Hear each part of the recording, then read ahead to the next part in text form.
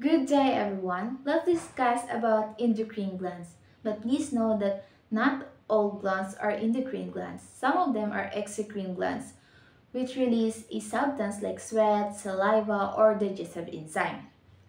What are endocrine glands? Endocrine glands are chemical messenger that help produce or release hormones into our bloodstream. These hormones help or maintain coordinate bodily function like growth, metabolism, reproduction, mood, and energy. As you can see here, we have a body structure which is the endocrine system. So, papahapyawan ko lang siya since madidiscuss din to later on. First is the hypothalamus. Hypothalamus is the control center that helps connect the nervous system and endocrine system. This control hormones from the nervous system. Second is the pituitary glands, which are the master glands. Pituitary glands monitor and regulates growth hormone. Third is the pineal glands or the control sleep. This produces melatonin that regulates sleep. Next is thyroid. Thyroid is control metabolism. Thyroid is regulate metabolism and use of energy. Next is adrenal gland. Adrenal glands produce hormones that help regulate metabolism and other body function. We also have the parathyroid glands, which is regulate calcium. But that's next about the pancreas. Pancreas produce hormone that regulate blood sugar, which like insulin, glucose, something like that. Next is the ovary, which is you can see in female areas. Ovary produce estrogen that control female puberty and progesterone that manage fertility. These are our reproductive system. For males, we have testes, which is produce testosterone that control male puberty and ability to produce sperm. Cell secretion type or how cells send a message. Well, papadaliin lang natin to. First is the autocrine. Autocrine talks to itself. Example are the isocanoids. It's help healing. Next, paracrine. Paracrine talks to its nearby cells. Example of this is samatostatin. It's control hormones near pancreas. Next is neurotransmitter or neuromodulator. It's nerve cells sending a signal. The best example for this is it's for nervous system. Next is hormone. Hormone release travel to our blood or to our bloodstream. It's travel far. So, ang example nito is the insulin or iprinephrine, yung para sa blood, para sa sugar. And think of this cell secretion as communication style. First is the autocrine. Autocrine talking to yourself. Paracrine talking to your seatmate or yung sa katabi mo. Then, hormones, ito naman yung nag-release ka or nagbibigay ka ng information sa kabilang room. Parang ganun lang yun siya. Endocrine system function. First, metabolism, metabolic control or how fast your body easily use your energy. Next, control digestion. Ito yung nagsasabi ko, need mo pa ng digestion enzyme for yung digestive tract mo. Third, help the growth and development. Nag-help din yun siya sa balance water and blood pressure. Sa water, para malaman mo na hindi ka pa over-dehydrated, hindi ka pa dehydration, para nag-balance yung fluid intake mo. Next are the controlled blood sugar. Dito yung inaano yung insulin, para hindi mababa or mataas yung blood sugar mo. Next is the control reproductive regarding sa period, pregnancy, sa sperm, sa mga release, kung mga needed na ba, ganon. Then the third is treating immune system. Help din yun magpalakas ng immune system ang mga hormones mo. Kapag dehydration ka, parang kulang ka sa lakas, kulang ka sa tubig, nangihina ka din. So, it's the endocrine system. Siya yung nag-tell sa body natin if may kulang ba or sumusobra na ba tayo sa mga natin na hormones gina-release. Characteristic of endocrine glands. Endocrine glands are ductless organs that produce hormones and secrete them directly into our bloodstream. It also regulate para sa distant target ng cells tulad ng sabi ko kanina sa cell secretion type, yung hormones is nag-travel siya through our bloodstream or nagbigay siya ng information sa ating body through bloodstream.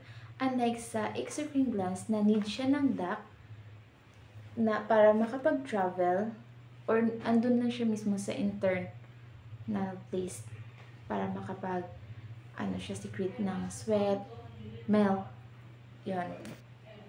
So, yun po. And makikita nyo din naman sa PPT yung other characteristic of endocrine glands.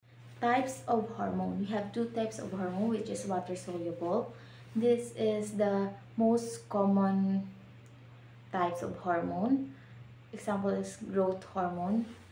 This can be easily dissolved to our blood. Next is the lipid-soluble. It needs a carrier to travel. Example that testosterone and estrogen. Control hormone release.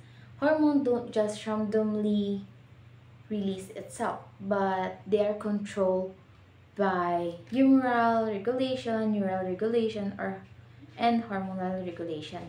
First is the humoral regulation. As you can see, this is a picture.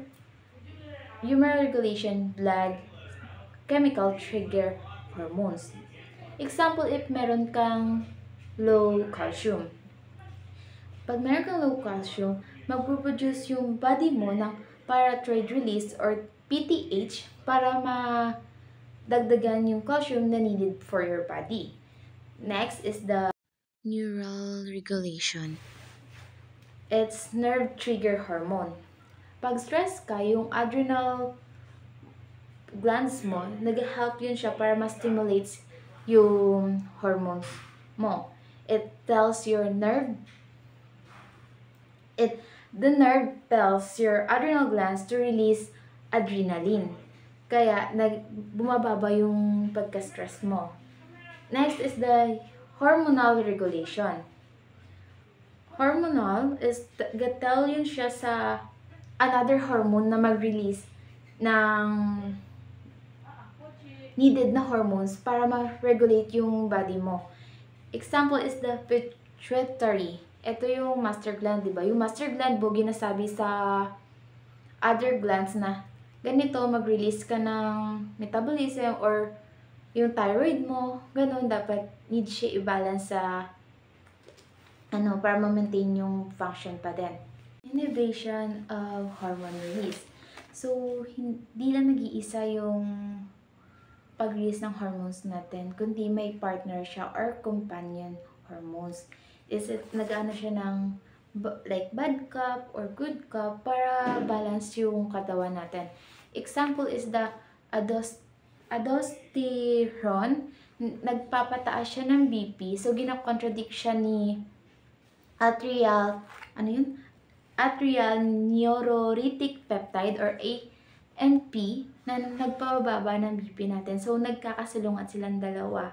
Yan po ang example ng inhibition of hormone release. Dapat balance yung katawan natin. You have bad cup or good cup. Let's proceed to positive and negative. Let's discuss first the positive one. A positive feedback loop in the endocrine system is more rare happening for some hormones. A positive feedback loop in the endocrine system is when release of a hormones initiates actions that lead to an additional release of that hormones. So, ang positive feedback loop is in the endocrine system is more rare. Kumbaga, bibihira lang nangyayari sa mga iilang hormones. So, kapag kapag ang paglabas ng isang hormones ay nagsisimula na namang mag-take ng action para sa karagdagang paglabas na naman ng mga hormones. Kumbaga, kapag nag-release ng hormones, yung hormones na yon mag-take ng action or mag-initiates ng action para sa pag-release na naman ng additional na hormones. So, let's proceed into negative feedback. Negative feedback loop. A negative feedback loop is one way that endocrine system try to keep homeostasis in the body. So, ang negative feedback loop is isang pamamaraan ng endocrine system na tinatry na makip or magiging stable ang homeostasis sa ating katawan. If an endocrine gland senses that there is too much of one hormone in the body, it will initiate changes to decrease production of that hormone. So, kapag nasisense ng endocrine glands na maraming hormone or kung sumusubra ang hormone sa ating katawan, mag-take siya ng action or magkusa siya na mag-change, mag-decrease ng production ng mga hormones. So, and if there's not enough hormones, the body will increase production of that hormone. So, kapag nasisense na naman ng endocrine gland na walang enough hormones ang ating katawan, it will initiate to increase production ng hormones. So, that's the way na paano gumagana ang negative feedback loop. Next is hormone receptor. Hormones only works if there's receptor. So, ang hormones, gumagana lamang siya if merong receptor. Kumbaga, para siyang susi at kandado. So, mabubuksan mo lang ang kandado kapag meron kang susi. Specificity, one hormone fits only its receptor. So, kumbaga, ang hormones na iyon, gumagana lang sa kanyang receptor. Kumbaga, para siyang password sa ating mga Facebook. Mabubuksan mo lang ang Facebook mo kapag tama yung password mo. Membrane receptor action. Two ways membrane receptor work. Change the activity of G protein, directly act on intercellular enzyme, and the result is this creates second messenger like CAMP that carries signals inside the cell. G protein activation. G protein. A G protein is like a messenger that activate the next step. So, kumbaga, ang G protein is para siyang messenger na naga-deliver para ma-produce ang next step. So, first, hormone bind. If nag-bind ang mga hormones, ang G protein is mag-activate. Kapag na-activate na ang G protein, mag-produce siya ng CAMP. Kapag ang CAMP na-produce, mag-activate siya ng enzyme na magiging protein kinesis. Tapos, ang protein kinesis, nag-control ng cell para mag-response na mag-increase ba or mag-decrease. That's how the G protein activated. Target tissue, specificity, and response. So, not all cells will respond to a hormone, only those with the right receptor. So, hindi lahat ng cells mag-response sa hormone. Kapag meron lang siyang tamang receptor, mag-re-respond lang siya. So, para lang siyang password sa isang Facebook account. So, kapag hindi tama yung password mo, hindi ma-open yung Facebook mo. Kahit anong gawin mo, try ka nang try. Kapag mali pa rin yung nilagay mo na password, hindi mo pa rin siya ma-open. So, for example, if a cell doesn't have the receptor, no matter how much the hormone signal, the cell will just ignore it. So, kapag ang cell is walang receptor, kahit anong tawag ng, kahit anong signal ng hormones, ang cell is babaliwalain lang niya ang signals ng hormone. Nuclear receptor. Nuclear receptor. Lipid hormones. Alam naman natin kung ano ang lipid hormones. Ang lipid hormones is a fat lapping. Can slip through the cell, go to the DNA, give instruction to make new protein. So, ang lipid hormones or ang fat hormones is Madali lang siya nakakapasok sa cell papunta sa DNA para mag-give ng instruction to make new proteins. This is why the effect of hormones take longer but last much longer. Kumbaga matagal siya pero long-lasting naman. In short, hormones is a messenger. Feedback, siya ang balancer, stop or go. Ang receptor naman is like a lock and key system. Para siyang kandado at susi. Ang lipid hormones naman ay meron siyang direct access to DNA. Ang water-soluble hormones naman is only knock on the cell surface. Doon lang siya sa cell surface. The G protein. So, ang G protein naman is para siyang delivery guy inside the cell. So, siya yung delivery guy ng cell. Doon sa loob ng cell. Inside the cell. Action of nuclear receptor. Lipid-soluble hormones stimulate protein synthesis such as steroid hormones. So, ang gawain ng nuclear receptor ay tinutunaw niya ang hormones para mapasigla yung proteins, kagaya ng steroid hormones.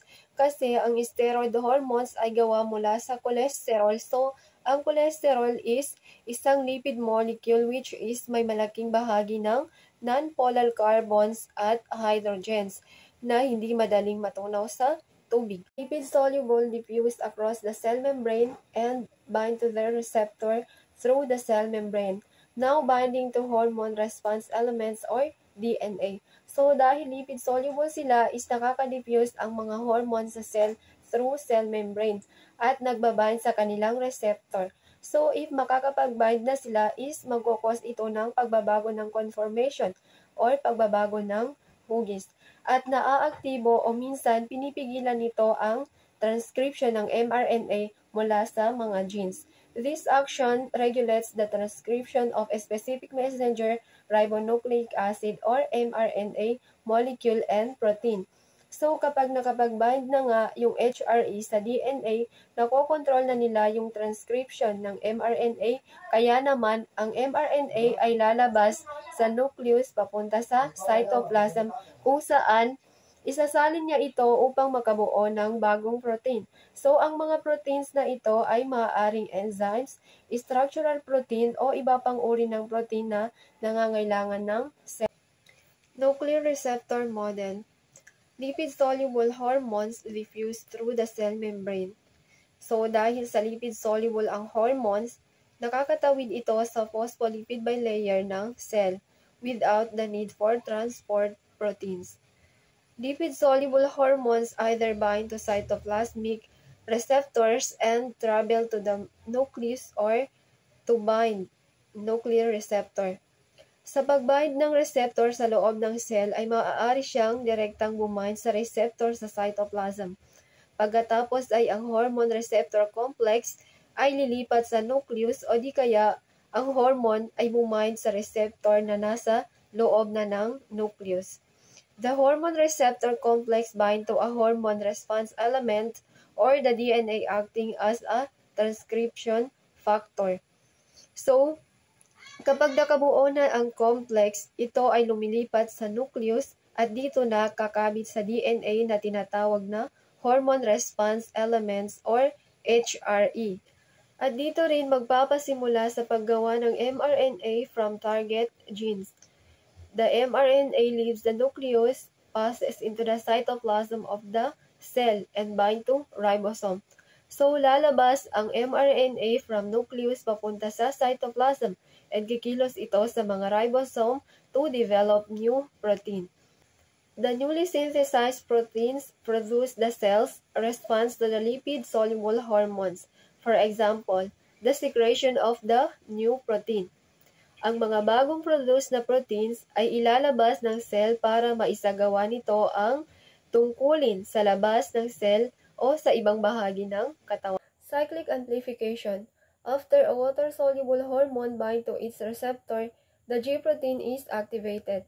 The activated A subunit with GPT bound to it binds to and activate adenylate cyclase enzyme so that it converts ATP to cAMP. Ang G protein is may tatlong bahagi which is A, B, and Y subunit.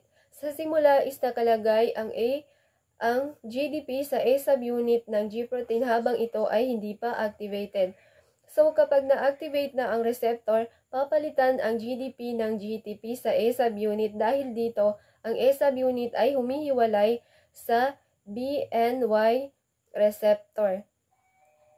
So kapag activate na ang subunit na may GTP ay bababa sa membrane at bibigyang signal ang enzyme na tinatawag na adenylate cyclase o adenylyl cyclase.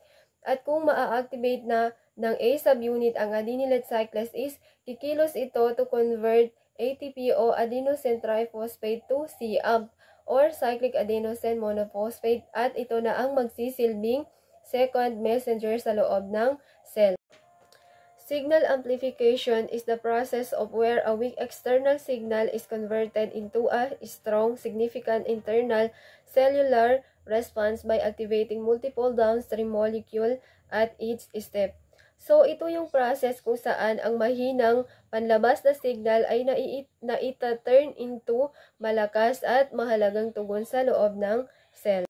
Cascade effect. Ito yung unti-unting nagpapalakas ng isang maliit o mahinang signal na panlabas na nagre-resulta ng makabuluhan sa cell at na-activate niya ang G proteins, adenylate cyclase, and CAMP.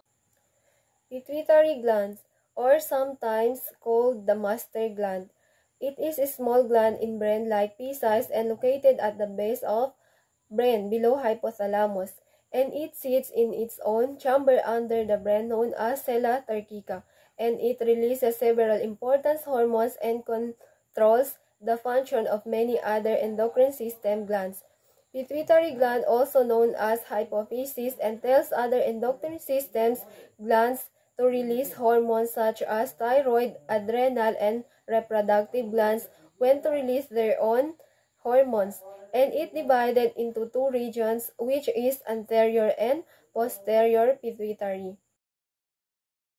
So, ang anterior pituitary gland naman ay ito ay nakabase or matatagpuan naman sa ating utak sa ilalim ng ating hypothalamus. Nakalagay ito sa isang maliit na buto na parang supot or hukay na tinatawag nating sella turcica ng sphenoid bone, or ito yung butong bahagi ng ating bungo. Ang pituitary gland meron ito siyang dalawang bahagi. Ito ang anterior pituitary or adenohypophysis. Ito yung mga gumagawa ng hormones at ang isa ay ang posterior pituitary or neurohypophysis. Ito naman yung nag-iimbak at naglalabas ng hormones na galing sa ating hypothalamus. So, ang ating hypothalamus, siya yung boss. Ang pituitary gland naman, siya yung manager o manager ng iba't ibang glands ng katawan or yung workers. So, ang hypothalamus at anterior pituitary? Ang hypothalamus ay makikita ito siya or bahagi ito siya ng utak. Nasa ilalim ito ng thalamus at malapit mo ito sa pituitary gland. Ito naman yung mga function. Siya yung tinatawag natin na control center. Siya yung nag-uugnay ng mga nervous system at ng ating endocrine system. Siya rin yung gumagawa ng mga releasing hormones at inhibiting hormones para kontrolin na ang pituitary gland. Ito yung kinokontrol niya yung body temperature, yung ating pagkagutom at pagkauhaw, yung sleep-wake cycle natin, at yung response natin sa stress at emotions. At ang ating anterior pituitary naman or yung tinatawag na adenohypophysis, ito naman ay matatagpuan sa bahagi ng ating pituitary gland. Ito ay nakadikit naman sa ating hypothalamus. At ito rin naman yung mga function naman niya is siya yung tumutugon naman sa mga utos ni hypothalamus. Si hypothalamus siya yung parang control center. Si anterior pituitary naman, siya yung sumusunod sa mga utos naman ni hypothalamus. Siya ang tagapamahagi naman ng mga hormones na kumukontrol sa iba't ibang glands at organs. Ang mga hormones naman na ginagawa niya is yung growth hormone, kanina yan, yung tungkol sa growth tsaka metabolism, yung TSH or yung thyroid stimulating hormone, ito yung thyroid hormones naman, yung ACTH or yung adrenocorticotropic hormone, yung adrenal gland or yung sa cortisol, yung sa hormones na stress hormones. Tapos yung FSH naman yung sa follicle stimulating hormones. Ito yung about sa egg cells, yung mga sperm. Tapos LH yung luteinizing hormone. Ito naman yung tungkol sa mga ovulation, yung testosterone. Tapos yung prolactin or yung PRL, ito naman yung tungkol sa mga bagong panganak or yung sa milk production. And last is yung melanocyte stimulating hormone, yung MSH. Ito yung about naman sa skin pigmentation, yung about sa mga melanin, yung kulay ng balat mo, yung kulay ng buhok, at yung kulay ng mata. Doon yun siya napunta lahat sa ating MSH. So, meron tayong 5 anterior pituitary hormone. First is the growth hormone. Tumutulong ito para sa pagpapalaki ng ating mga buto at kalamnan. Or tinatawag natin siyang growth ng ating katawan. Pinapabilisan nito ang ating cell division at ating protein synthesis. Nakakatulong ito sa metabolismo ng ating taba at ng carbohydrates. Dahil dito, meron tayong lakas. Dito tayo kumukuha ng ating energy source kasi kailangan ito sa ating pang-araw-araw na gawain. Kailangan natin ng energy para hindi tayo magmumukhang gulay. Tapos, ang magiging resulta nito is kapag normal, nakuha mo ang tamang nutrients sa ating growth hormone, ang normal ang iyong paglaki. Kapag sobra naman, ito ay magiging giantism ang isang tao. Kapag naman nagkulang, ito ay tatawaging dwarfism. Ang second naman is ang thyroid stimulating hormone or TSH. Ito naman yung nagpapastimulate ng ang thyroid gland para mag-release ito ng thyroxine at thiodothyronine or T4 at saka T3. Ang T3 at T4 ay mahalaga para sa ating metabolism, sa ating energy production at ating growth.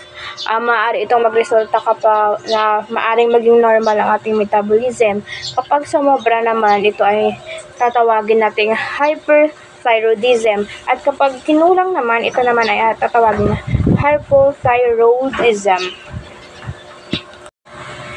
So, ang ikatatlo naman is luteinizing hormone or LH. So, sa babae, ito yung nagsisimula or ng ovulation or yung paglabas ng egg. Tumutulong rin ito sa pagbuo ng corpus luteum or yung gumagawa siya ng progesterone. Tapos, sa lalaki naman, ito yung nagpapastimulate naman ng Leydig cells ng testes para gumawa naman siya ng progesterone. Tapos, kapag ang resulta nito is yung magkakaroon sila ng fertility at production ng sex hormones. Okay, number 4 is the follicle stimulating hormone or FSH.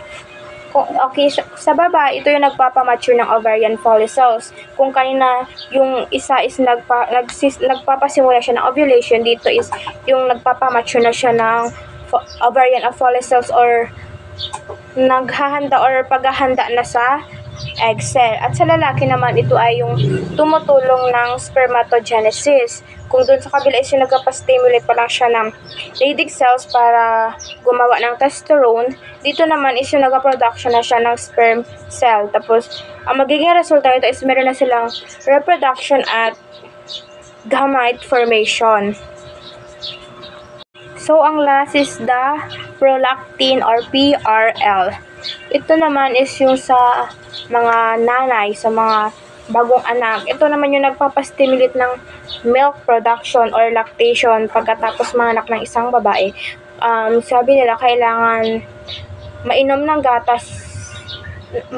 bata ang gatas na tinatawag na colostrum dahil dito nila makuha lahat ng vitamins, ng minerals, and everything na nasa sinapupunan pa lamang sila.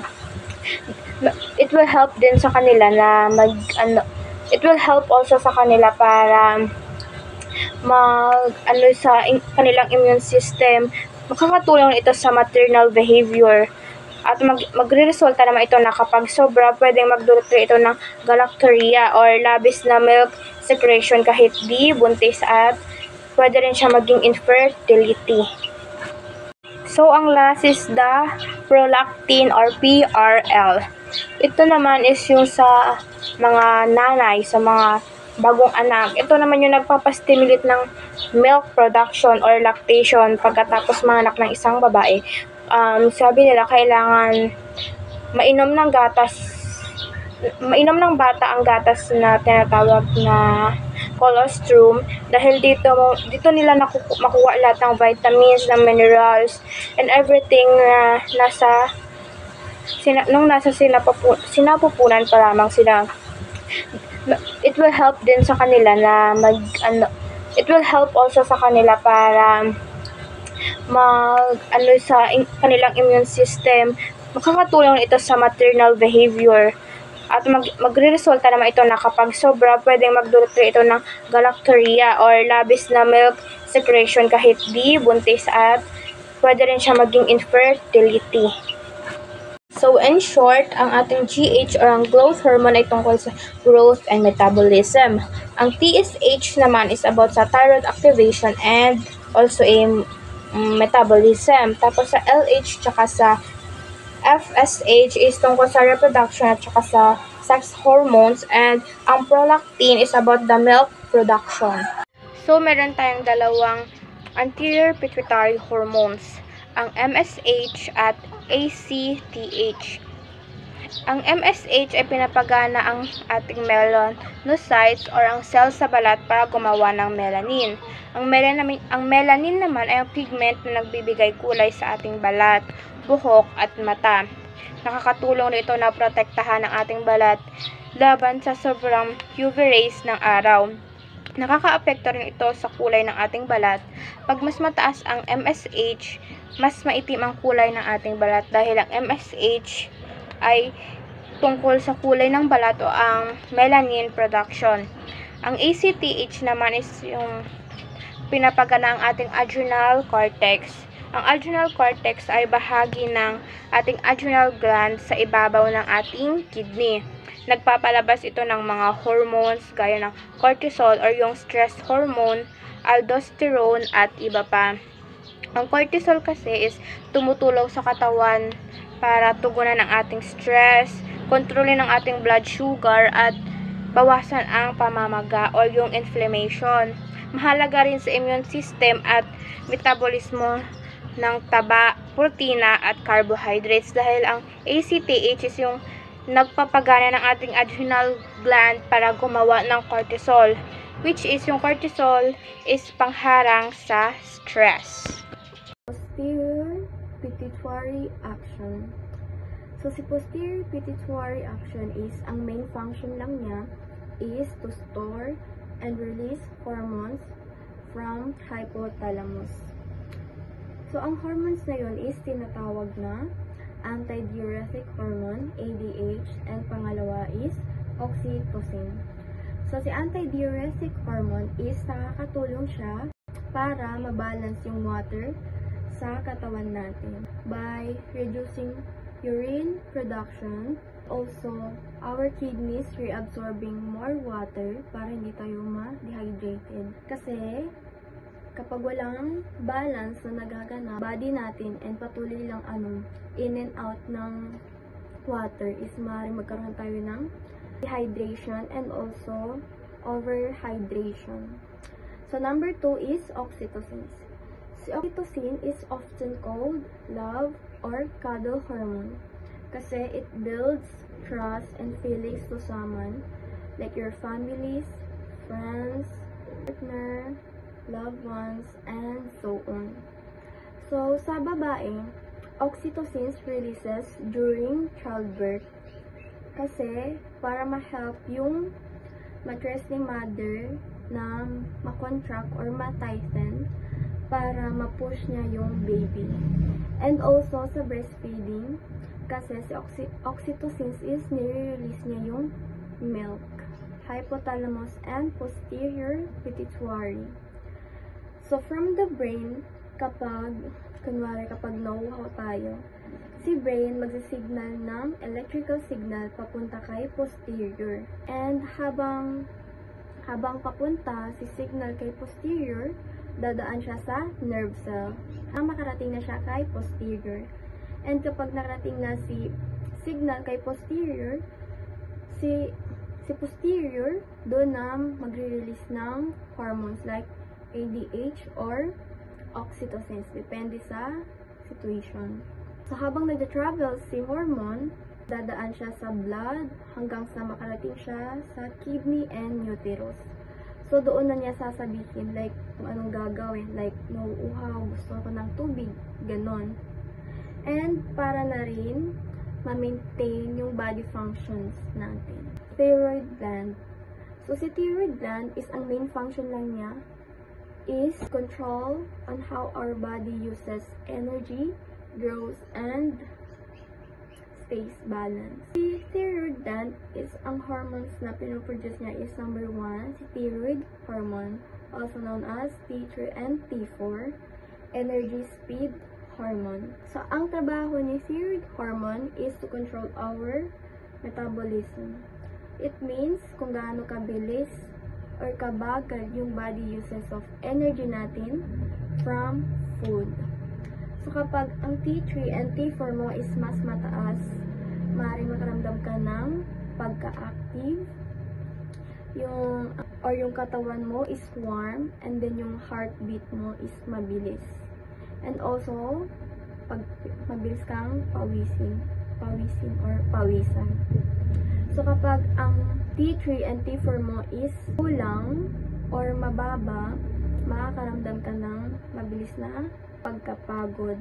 And yung katawan mo is malamig or mabilis kang lamigin. And also, yung heartbeat mo is mabagal. And also, nakaka-effect din to siya sa growth ng isang tao. So, next is calcitonin.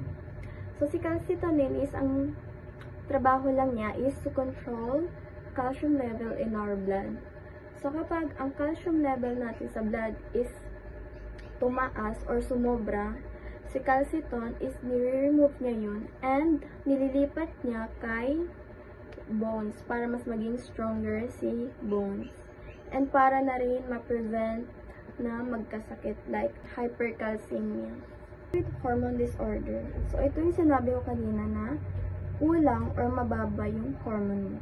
So, maaaring makaramdam ka ng decreased metabolism, weight gain, reduced appetite or appetite, fatigue, low temperature and pulse, dry eye, cold skin, myxedema in adults or severe swelling and fatigue, so and cretinism in infant, lack of nutrients or delayed of brain development sa bata.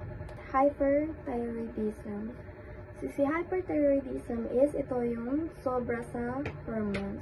So, maaaring makaramdam ka ng increased metabolism, weight loss, increased appetite or appetite, nervousness, higher temperature and pulse, warm, flushed skin, Graves' disease leads to goiter or swollen neck. Thyroid gland. So, si parathyroid gland is ang main function lang niya is control the calcium level in our blood. So, si parathyroid gland is it produce hormone. So, ang hormone na yun is tinatawag na parathyroid hormone or PTH. So, si PTH is ang trabaho lang niya is punan yung kulang sa calcium level natin sa blood. So, kapag ang calcium natin is mababa, si parathyroid gland is mag-release ng hormone which is si PTH. And then si PTH, sasabihin niya kay bones na magbigay ng calcium para kay blood. And also kay kidney para makasave din ng calcium. And also, makakagain si intestine ng calcium from from the food from food. So kapag bumalik na sa normal yung calcium level natin, is doon na mag-stop mag-release ng hormone si parathyroid. So in short, si parathyroid gland is calcium controller of the body. Of the adrenal glands. The role of the adrenal glands in your body is to release certain hormones directly into the bloodstream. Many of these hormones have to do with how the body responds to stress, and some are vital to existence. Both parts of the adrenal glands in the adrenal cortex and the adrenal medulla perform distinct and the separation function. Parts of adrenal glands. Number 1 is adrenal cortex, is the outer of region and also the largest part of an adrenal glands. It is divided into 3 separation zones: zona glomerulosa and zona fasciculata and zona reticularis. Each zone is responsible for producing specific hormones. Number 2 is adrenal medulla.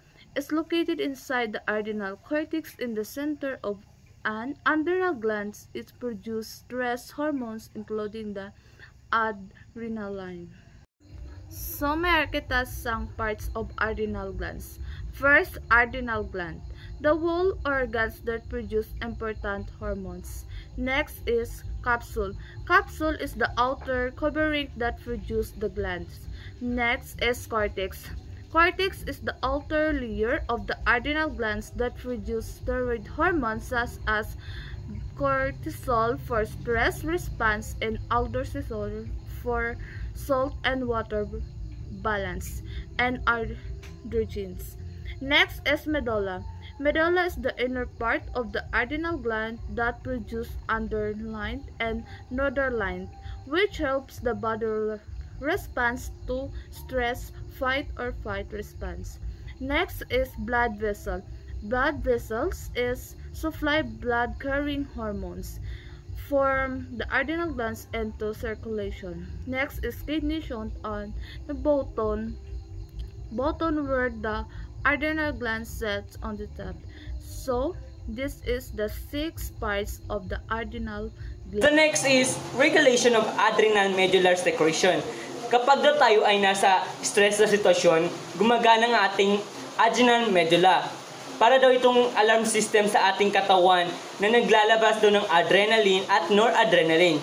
Ang epekto nito sa ating katawan is bumibilis ang ating tibok ng puso, tumataas ang ating blood pressure at nagkakaroon tayo ng lakas para lumaban o umiwas. This is called, ito yung ginatawag nilang fight or flight response sa ating katawan.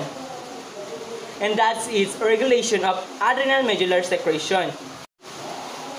The next is regulation of cortisol secretion. While in here, ang adrenal cortex naman ay ang namamahala sa ating cortisol. Ang cortisol ay para daw siyang manager ng ating katawan, inaayos niya ang ating blood sugar, pinapabilis niya ang ating metabolism at pinapakalma niya ang ating inflammation. Kapag daw tayo ay stress, mas mataas pa daw ang level nito para tulungan daw tayong makasabay sa sitwasyon na yun or sa sitwasyon na tayo ay nasa stress situation daw, sir. And other that, meron din tayong regulation of aldosterone secretion. Bukod doon, meron din tayong aldosterone na mahalaga para mabalanse ang tubig at asin sa ating katawan. Ang paglabas nito, hawak na tinatawag na renin-angiotensin system.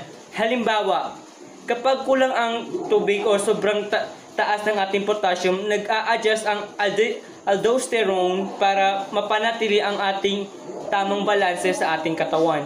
The next is adrenal glands hormones. Ang adrenal glands hormones daw is para daw siyang power station ng ating mga hormones.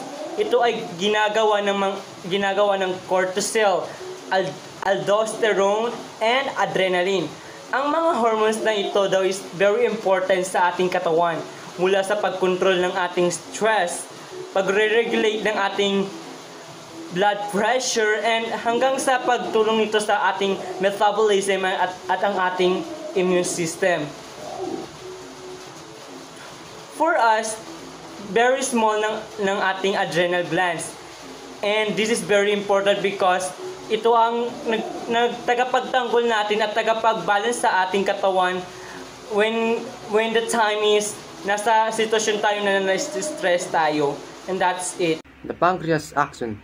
The pancreas is a mixed gland with an exocrine portion and an endocrine portion. The exocrine portion of the pancreas secretes digestive enzymes. The endocrine portion of the pancreas consists of pancreatic islets or islets of Langerhans, which are dispersed throughout the exocrine portion. Islets contain 3 cell types, each of which secrete separate hormones. Alpha cells secrete glucagon, beta cells secrete insulin, and delta cells secrete somatostatin.